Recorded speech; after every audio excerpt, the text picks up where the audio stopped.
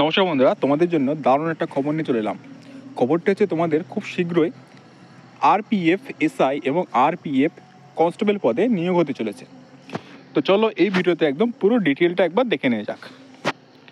সবার প্রথমে দেখো, এখানে এমপ্লয়মেন্ট নোটিশ নাম্বার এখানে দিয়েছে 01/2024 আর 02/2024। এরপর দেখো বলছে দুটি পদ আছে এখানে। এক নম্বর বলছে সাব ইন্সপেক্টর আর দুইয়ে বলছে কনস্টেবল।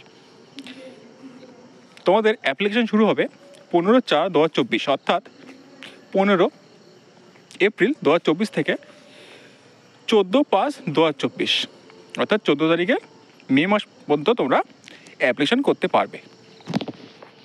এরপর দেখে নাও, তোমাদের এখানে বলছে যে স্যালারি ডিটেল এখানে বলছে যে তোমাদের স্যালারি দেওয়া হবে 6 সিপিসি অনুযায়ী, আর এটা সাব ইন্সপেক্টরে, আর কনস্টেবল দেওয়া হবে লেভেল 3 সিপিসি অনুযায়ী।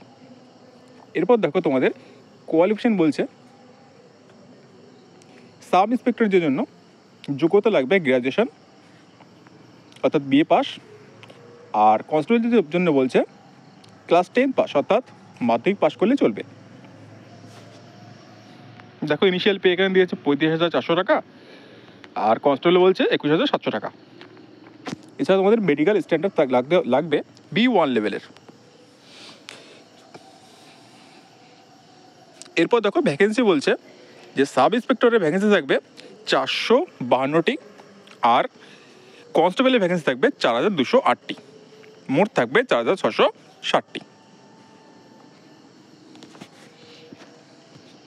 এছাড়া তোমাদের এজ থাকতে হবে 20 থেকে 28 বছর এর মধ্যে, এবং তোমরা কিন্তু এজটা গুনবে 1/7/2024 অনুযায়ী।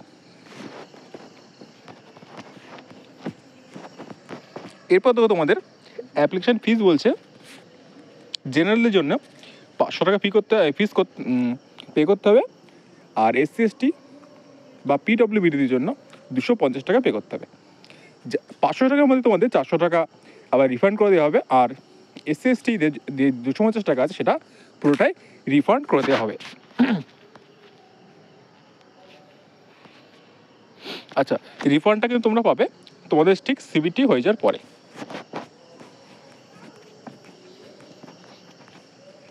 আর একদম অফিসিয়াল যে ফুল নোটিফিকেশনটা সেটা তোমরা যদি দেখতে চাও তো অবশ্যই তোমরা এই যে RRB যে ওয়েবসাইটগুলো আছে এখানে তোমরা ফলো করতে পারো, কিংবা আমাদের চ্যানেলটিকেও সাবস্ক্রাইব করে রাখতে পারো। এখানে তোমরা যখনই ফুল ডিটেল চলে আসবে তখনই তোমরা এখানে তার ভিডিও পেয়ে যাবে।